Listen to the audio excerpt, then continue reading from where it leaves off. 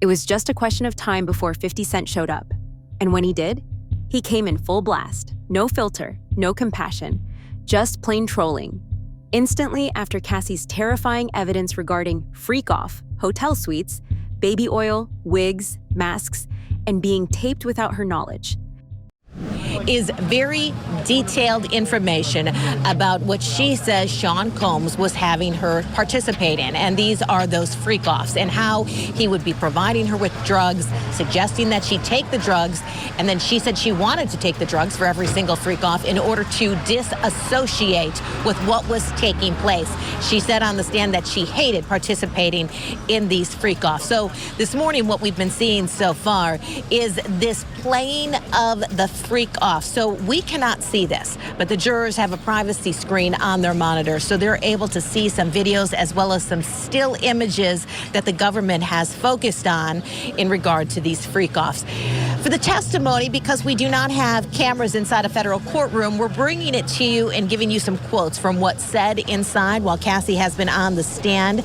So she has been talking about how she was detailing how Combs would recover after the freak-offs. They used IV fluids, massages, and chef-prepared meals. She also said that she depended on opiates to make her feel numb and added she had an ongoing off and on addiction to some of the drugs. So some of the testimony that she has been providing so far, she was also detailing her declining health as a result of the frequent freak-offs. She had stomach issues as well as constant UTIs. Sometimes she had to participate in the freak-offs while infected. So we've heard this theme while she has been on the stand. She was also talking about how at times when she would be in the middle of her freak-offs, she might have to vomit, and then Sean Combs would still force her to participate in the freak-offs even though she was very, very ill.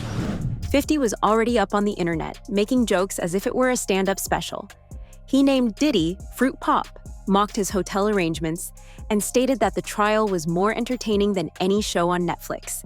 He even shared pictures of text messages and clown faces, questioning if Jay-Z still wanted to go out with his boy. So as you know, the Diddy trial started today, and Cassie hit the stage, and 50 Cent could not control himself. Now, you know 50 Cent and Diddy have been enemies for the longest, and 50 Cent finds every reason to poke at Diddy. But today, he got so much ammo, it don't make no sense. So, 50 Cent just posted a picture of Sean Diddy Combs' jewelry selection. It's a bunch of hymns. And he wrote the caption, "I'm not sure if this is fair, but don't worry, be happy." He's a fool. 50, you out of control for that. Then he goes on and posts this picture. "Your Honor, this theory of Cassie kicking Diddy's ass, I'm not buying it." Yo, he's AIing pictures of himself in the court. That's crazy. He also decided to hit him with this. Yo, this guy's out of control. "Diddy said in your mouth, shaking my head." Yo, Diddy, you gotta. Then he gonna post this. "Down on your luck? Not feeling good today? Well, look at the bright side. You could be Diddy. Chin up." So 50 Cent he has unlimited ammunition now, especially considering the fact that this trial might go on for who knows how long. But here's the thing. This trial is somber beneath the humor. Cassie talked about being trafficked, videotaped, humiliated, and exploited. And 50 Cent isn't merely laughing at Diddy. He's shredding the entire industry. The silence, the pseudo-friendships, the pseudo-love.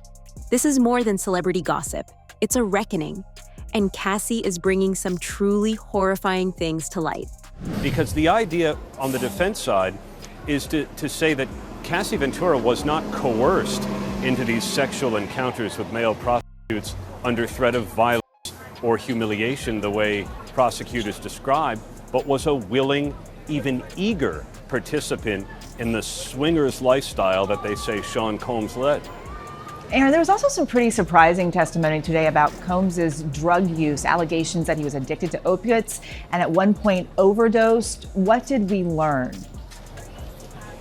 Well, this was part of the defense strategy, to concede that he's a drug user. Now, maybe the public didn't know the extent, but the defense was pretty frank that at one point he was addicted to opiates. At one point he flew to Mexico to try what Cassie Ventura called a plant medicine type remedy that's not legal in the United States, that the two together tried just about every drug, MDMA, ecstasy, ketamine, that the night of the now infamous freakoff in 2016 in the Los Angeles Intercontinental Hotel, where an assault was then captured on video, that maybe Combs was high on a bad batch of MDMA. But the idea here, Eva, I think, was to say that the violence from Combs was not to coerce Cassie Ventura into sex. It was the result of drugs, or, in another aspect, was the result of jealousy and her infidelity. Because we also heard today, Eva, about her dating Kid Cudi and about her dating the actor Michael B. Jordan, and how that led to some pretty scary arguments, as Ventura put it, with Sean Combs. Diddy constructed an entire empire on mystery and power. And now it's coming apart in court, in the papers and on 50 Cent's Instagram feed. When Cassie testified, the courtroom became very quiet. No music, no strobe lights. Just her voice, steady but lethal. She spoke of being drugged, trafficked, coerced into bizarre role-playing sessions with strangers, with Diddy lurking in the background. The prosecution's star witness taking the stand, but it was more than that. It was how Cassie took that stand. You could hear a pin drop when those doors opened, and a visibly pregnant Cassie Ventura walking past a man she had not seen in 6.5 years. A man she says violently abused her for a decade. A man the prosecution said trafficked her. Well, she sat across from him, placed her overcoat behind her, turning her body slightly toward the jury, rubbing her pregnant belly throughout her testimony. Diddy, well, he was more fidgety than he was the day before. He was passing notes. He pushed himself away from the defense table and largely sat like that. They never seemed to make eye contact with one another, not even after she was crying about having loved him once and planning and participating in these freak-off sex parties because she feared him and she wanted to make him happy, but feeling worthless, feeling disgusting because she didn't want to do it. Now, with each moment, the testimony became more and more graphic. Her delivery, though, it never changed. It was matter of fact, steady, calm. At times, she was even critical of herself, walking us all through how a 10-album record deal came over a 10-year period of abuse and sexual humiliation. And once you hear Cassie's testimony, you'll understand why the courtroom was so tense. She described the freak-offs in lurid detail. She testified about Diddy, who she called Sean, choreographing it all. And she explained a pattern of physical abuse that she could not escape. Cassie told the jury about one freak-off at a hotel where Diddy told her to get into an inflatable pool filled with warm baby oil. The prosecutor asked, "What concerns did you have about not getting into the pool with baby oil?" Cassie responded, quote, that, amongst other things, just his temper. If that is something that he wanted, Sean wanted to happen, that was going to happen. There wasn't another way around it.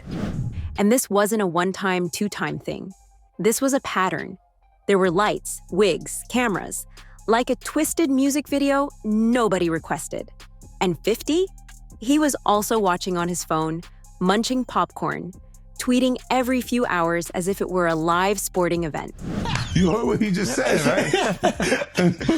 He's like, yo, certain things they let it go by because it's puff. Like they would look, like he would say stuff, and it's like he wasn't like in the closet, he was like in the hallway. Now you see so much that you go, wait. No, this was visible, guys. He was in the hallway. We saw the video. We saw that video. It comes out later. You're like, that's not the closet. That's the hallway. He didn't give a fuck. Like, you can tell that he was already... Nah, New Yorkers know. Because when Fab, he was like, yo, Fab, we ain't party. Fab was like, nah, we partying tonight. He's like, no, like, but he didn't party. Yeah. And I'm like, yo, they let that one go? Like, I had to say something about it later because I was like, oh, it was first. What does it feel like all these years, you being the only one calling this out? No, I look like I've been the crazy guy for a long time. They said you're a hater. They You're said a you're crazy. hater. You're do this. Yeah, and now everybody's complaining. My is hurting. There's all this shit that's coming. 50, you can't make jokes about it. No. The internet might come for you, bro. All I'm saying is, it might come from you. You see it now. All of these complaints. People were damned. They were and pillaged. This was what was going on, right? And what do I get for the? I went through years of a hater. You're a hater. You want this and that. I'm just watching. Like, I look at things and go, when you see the new lawsuit coming with Jay, the part with Jay, I go, oh shoot, like. Then I think about it, I go, that had to be there. So when I was saying that he was missing, he just wasn't actively being out there because they was dealing with that. Wait, do you think there's truth to the Jay thing? There's no way. Know. Like that, look, you know what's like if you say, I have this thing where I'm conflicted when it takes you 20 years to remember something happened to you. But jokes weren't all. 50 began calling out others as well. He inquired, why Jay-Z still hanging around him? Then he took shots at other celebrities who remained silent. Y'all knew what was going on, he posted. Y'all just ain't care till the receipts dropped. Jay-Z has been rumored to be involved in Diddy's activities. And a federal judge has ruled the woman alleging she was raped by Jay-Z and Sean Diddy Combs can remain anonymous. The woman says both men raped her at a party when she was 13 years old. Jay-Z's legal team had fought to get the case dismissed, arguing his accuser should have to reveal her name. But the judge disagreed. ABC's Morgan Norwood has the latest. A legal victory for the woman who is suing Jay-Z for allegedly raping her when she was 13. A federal judge ruling the woman can proceed with the case while remaining anonymous, at least for now. But the judge also chastising the lawyers representing Jay-Z, accusing them of trying to fast-track the judicial process by repeatedly filing motions to reveal the identity of the Jane Doe to have the case dismissed. The judge writing in a 5-page brief that the Carter's lawyers' relentless filing of combative motions containing inflammatory language and ad hominem attacks is inappropriate, a waste of judicial resources, and a tactic unlikely to benefit his client. The court will not fast-track the judicial process merely because the counsel demands it.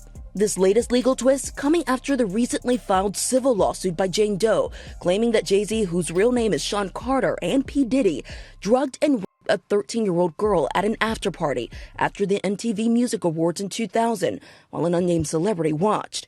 Jay-Z has vehemently denied all the allegations, putting out this statement 2 weeks ago, writing in part, "This is a blackmail attempt." The multi-platinum artist, who was 30 at the time, now a business mogul with decades of hits to his name, with songs like Run This Town. We are, yeah, I said it, we are. This is Rock Nation, pledge your allegiance. His attorneys have denied everything about Jane Doe's account and pointed to some alleged inconsistencies in her story. It's not just that this story is a lie and that it's not true. It's provably, demonstrably false. This never happened. The judge writing that while Jane Doe can remain anonymous for now, she may be required to reveal her identity at a later date to allow Jay-Z's lawyers to collect facts necessary to prepare for trial. Oftentimes, when someone is accused of a crime like this, the accuser doesn't want to be named, and if they are forced to be named, we have seen certain people decide to drop the lawsuit altogether.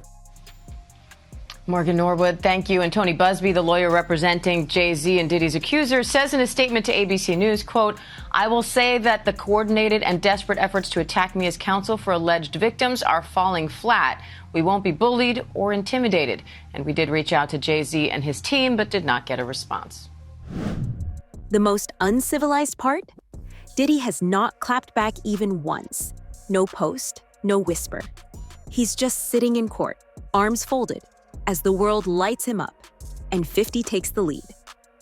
It's as if each day another layer unwraps itself. Cassie's words rattled the courtroom, but 50 ensured the world heard them. Loudly. Because while Diddy's camp is attempting to play everything off as complicated relationships, 50's making one thing plain. Nah, you're finished, Fruit Pop, and everyone's watching you burn.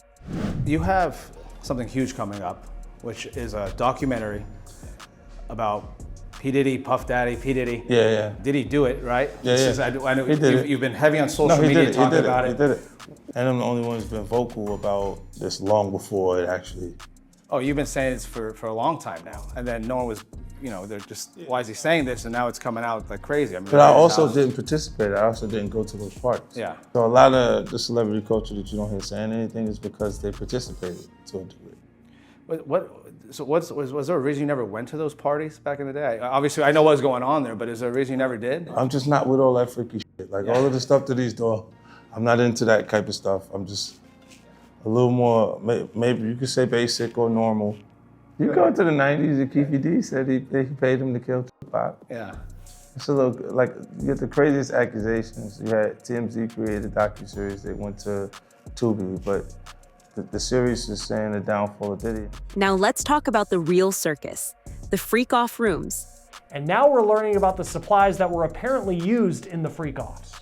Again, the star witness is Cassandra Ventura. She and Diddy were in a relationship for 10 years. It ended in 2018. Cassie sued Diddy in 2023, and he settled that suit the very next day. That lawsuit was a major spark to the story that has brought us to what's playing out in court right now. This week, we heard Cassie tell her story to the jury. She says that Combs beat her, berated her, and forced her to take part in what has been called freak-offs. They're alleged drug-fueled sex parties involving escorts. Cassie said they were mentally and physically exhausting. She claimed that the freak-offs often left her with sores, UTIs, and needing IVs to recover. The jury has seen pictures of injuries from the relationship, Cassie says, like bloody lips and black eyes that she claims that Diddy gave her when they were together. The jury has also seen a video of Diddy assaulting Cassie in the hallway of an LA hotel in 2016 that was leaked to CNN. That's been seen by millions of people. That video, Cassie testified, shows her trying to escape a freak-off party. Now, the jury has also heard testimony from Cassie about the physical toll that she said freak-off parties had on her. This is an exchange from the transcript. When she was speaking with the prosecution, she said, quote, "Occasionally, I would get sores on my tongue from the freak-offs, the taking drugs, substances, and just friction in my mouth." She says that friction wasn't just from oral sex, but also from having her mouth on things covered with oil and other lubricants. The jury, we know, has seen an image from the freak-offs, but we don't know what that image really looks like. Our reporter, who has been in the courtroom every day, says it was only shown to jurors. It was not shown to those who have been sitting in the gallery. The defense, in its cross-examination, has been having Cassie read dozens of text messages that she and Combs sent to each other during their relationship. Messages like this one, trying to show that she was a willing participant in the freak-offs. Combs asks, quote, "When do you want to freak off, LOL?" And then Cassie replies, "LOL, I am just going up to change and put my ring in. I just picked it up. I'm always ready to freak off, LOL. LOL. The defense is trying to paint Combs and Ventura's relationship as one that was far more loving and consensual than Cassie's testimony presented thus far, and also prove that she wasn't forced to be part of the freak-offs, but she was a willing participant, and beyond that, she often organized them, they say. That she was the one who contacted the escorts often and put these things together. Cassie said Diddy had a whole checklist. Nails had to be French tipped, body waxed, wigs ready. Sometimes she wore masks, other times stripper heels and leather. All this while, Diddy played director, choosing the lighting, controlling the camera angles, even handing out baby oil like it was lotion in a spa. Except this wasn't a fantasy, it was a prison. Yeah, and that's, of course, makes things much more complicated because usually you try to, in the best case circumstances, you want to keep your personal life and your professional life separate. But here's an instance where it's one and the same. And so now you've got the cycle of violence where you have a violent incident, then I would assume, because that's usually how it goes, the perpetrator, Diddy in this case, would be like, "I'm so sorry, I didn't mean to do it. Oh my gosh, the flowers, the jewelry, all the other things. I really love you. This is never going to happen again."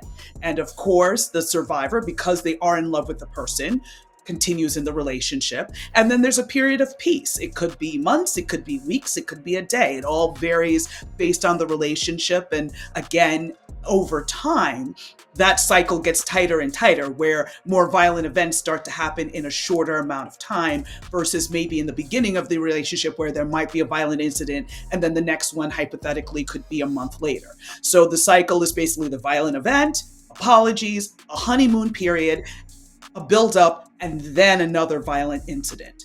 And so she's been testifying about how he's brutalized her, but then again, you see them out on the red carpet, you see, her with jewelry and cars and all of these things, which is basically kind of like blood contributions, right? Because he's trying to get her to stay with him and obviously not report and not tell everybody his business. And again, a lot of this we saw in terms of the lawsuit, how quickly he settled, because he knew what was all going to come out. And he knew once the public started to hear about this, this was going to be very destructive for him. And of course, the law enforcement investigation really took it over the top. So I think this is going to be very much centered on the battered person's experience and having those experts really explain to the layperson how these types of relationships work. And 50 Cent? He took all that and turned it into meme warfare.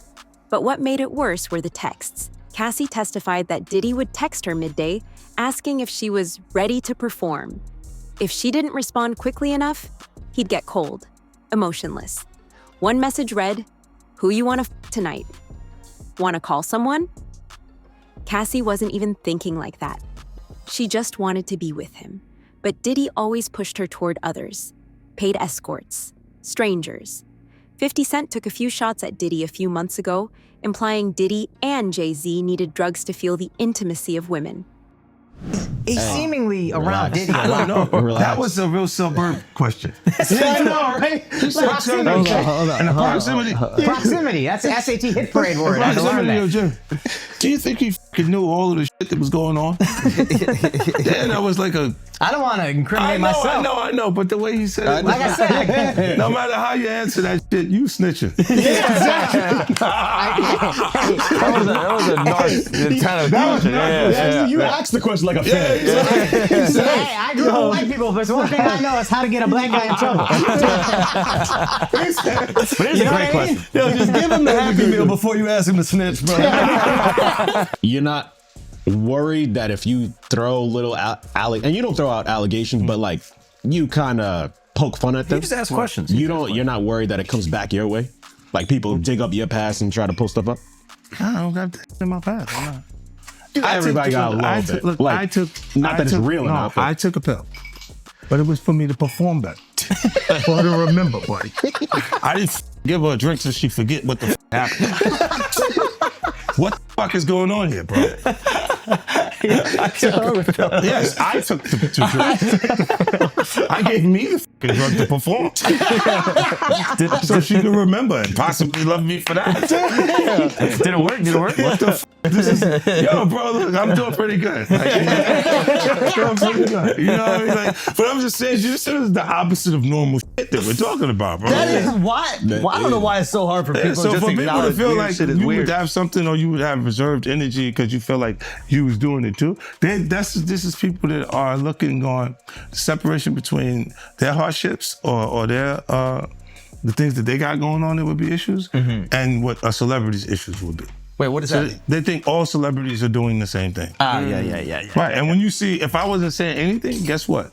You could safely say that a person on the outskirts that is not involved in hip-hop culture could think that everybody in hip-hop culture is with that shit. Inside the courtroom, things just keep getting darker. Cassie's testimony wasn't some emotional outburst. It was calm, steady, and brutal. She described how Diddy filmed her during sex acts with other men.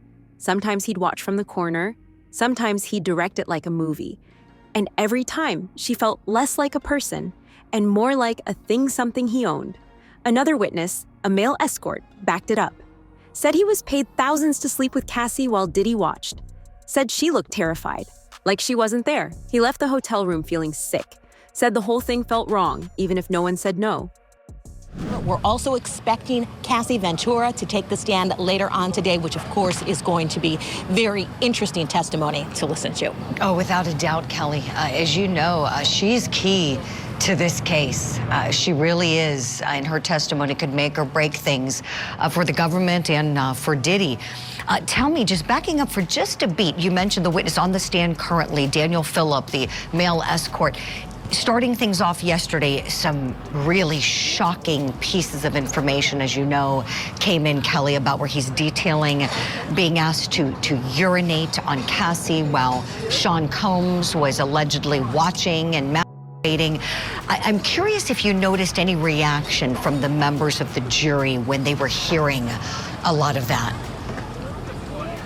So inside the courtroom there, everyone is being told they cannot have any outbursts or anything like that or any real reaction. So inside that courtroom, no. There also, Julie, is media overflow rooms.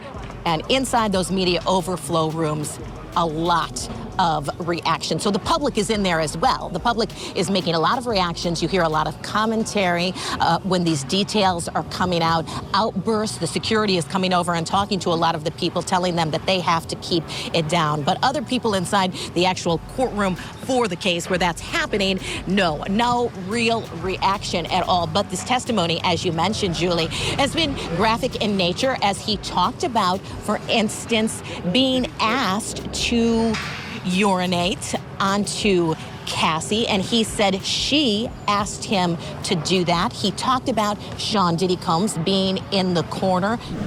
And through it all, Diddy sat stone-faced. No reaction, no emotion. But in the room, you could feel it. The tension, the weight. Like everyone knew this wasn't going away. Not this time.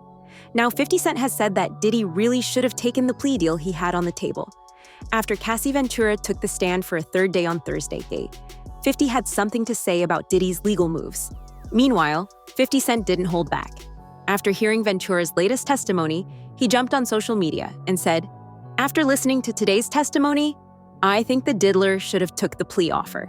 The yes they're saying is beyond me, so what do you think?" Gene Deal thought the very same thing. Take his counsel advice. Because if he think he's gonna get out of this from the federal government, he out his mind.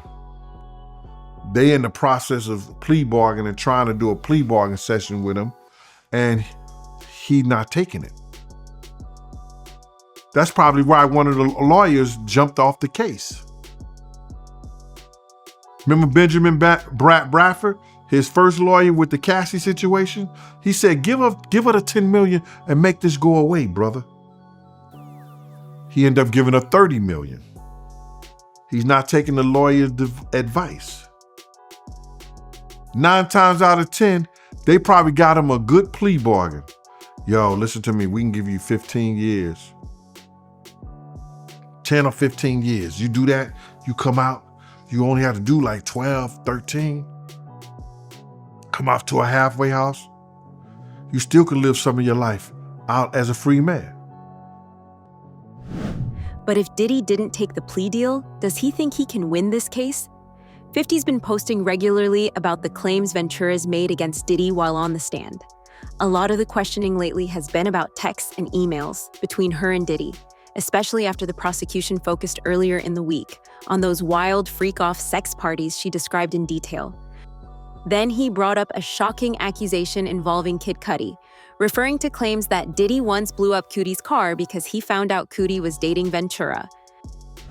With this man you're looking at right here, Kid Cudi. She was in one of those freak-offs, and then Sean got a hold of her phone and then realized that they had been having a relationship together, and she said that that did not go over very well, to say the least. So one of the other things that defense counsel has been saying back and forth with Cassie, when Cassie is responding with things like, "I can't recall, it's a long time ago," at one point defense counsel said, "Yeah, it was a long time ago, and it sounds like you were doing a lot of drugs." Cassie's drug use has been front and center in this case. She readily admitted to using drugs and that she had to use drugs in order to take part in those freak-offs. We can put some full screens up on the screen for you, kind of tell you a little bit about what some of the testimony has been like today. So she did testify that her friends knew about the physical abuse because they often witnessed it. Her parents and brother knew about the abuse as well. Do you agree with 50 Cent? Let us know in the comments.